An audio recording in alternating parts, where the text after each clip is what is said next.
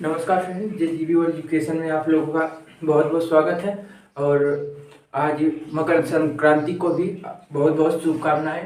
तो चलिए फ्रेंड, आज हम लोग लिंग यानी जेंडर जो हिंदी में है उसी को आज बात करेंगे उसी पर। तो देखिए, लिंग लिंग मतलब इसका अर्थ है चिन्ह। फिर इसमें क्या है कि देखिए परिभाषा, शब्द के जिस रूप से पुरुष या स्त्री जाति का बोध होता है उसे लिंग कहते हैं। जैसे सरिता स्त्रीलिंग, तो शब्द के जिस रूप से लिंग का पता चलता है, स्त्री या जाति होने का पता चलता है, उसी को लिंग कहते हैं। अगला इसमें है, हिंदी में दो लिंग है, पुल्लिंग और स्त्रीलिंग।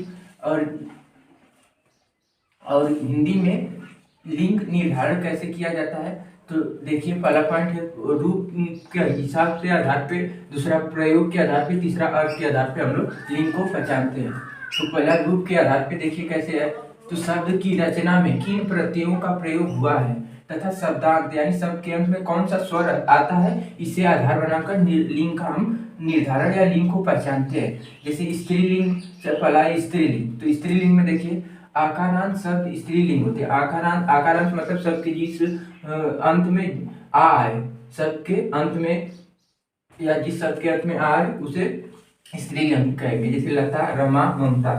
पॉइंट नंबर 2 है कि इकारांत शब्द भी स्त्रीलिंग होते हैं। इकारांत मतलब छोटी ई जिसमें आए वो क्या है, स्त्रीलिंग होता है। किंतु कुछ इसमें अपवाद है, जैसे रीति, तिथि, हानि, ये क्या है, स्त्रीलिंग है। किंतु अपवाद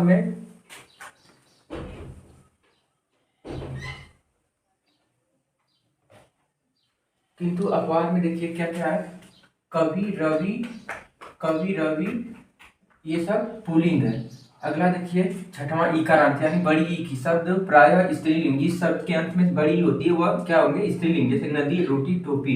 लेकिन इसमें भी अपवाद है, हाथी, दही, पानी, ये सब क्या है, ये है पुल्लिंग। चौथा है आई, ईया, आवट, आर तथा ईमा।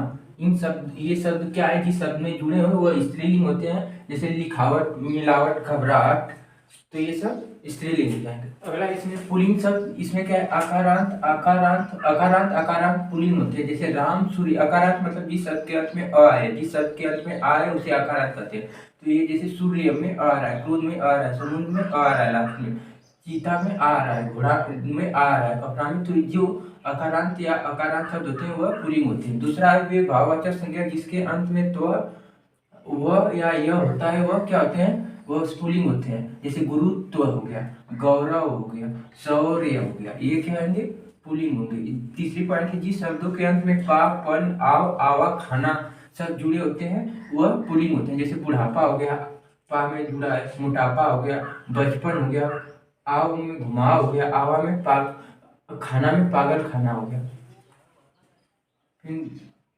अब देखिए प्रयोग के आधार पर लिंग कैसे पहचानते हैं। लिंग निर्णय के या निर्धारण के लिए संज्ञा शब्द के साथ प्रयुक्त विशेषण, कारक, चिन्ह एवं क्रिया को आधार बनाया जाता है। यानी जिसमें संज्ञा हो, क्रिया हो और कारक चिन्ह हो, विशेषण हो, इन सब को आधार बनाकर हम पहचानते हैं। जैसे अच्छा लड़का, अच्छी लड़की, अच्छा लड़का और अच्छी लड़की, ये स्त्रीलिंग है, ये पुल्लिंग है।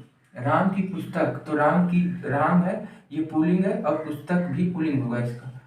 तीसरा है राम का चाकू, तो ये भी राम का चाकू पुल्लिंग है, राम का ये चाकू जो है पुल्लिंग है। राम ने रोटी खाई, तो राम हो गया पुल्लिंग और खाई क्या, रोटी, ई आ रहा है तो ये स्त्रीलिंग हो जाएगा।